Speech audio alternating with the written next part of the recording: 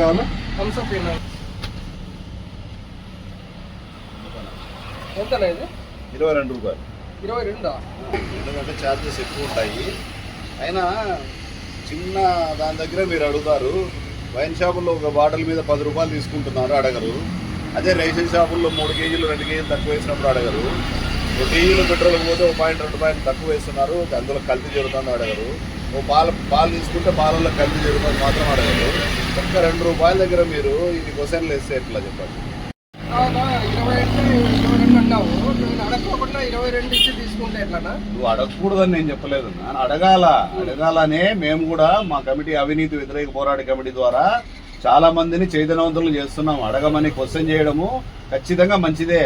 కానీ ఏమైతుందంటే మీరు ఎక్కడైతే క్వశ్చన్ చేయకూడదు అక్కడ చేస్తాన్నారు తప్పి ఎక్కడ క్వశ్చన్ చేయాలో అక్కడ చేయడం లేదనమాట.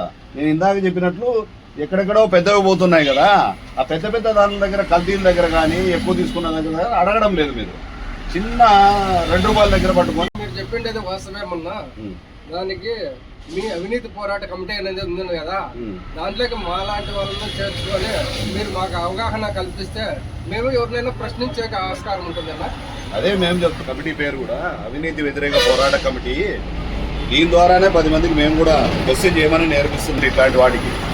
సరే మంచి పని చెప్పినామన్నా, మంచి సమాచారం ఇచ్చాం, మంచి విషయాలు చెప్పినామన్నా.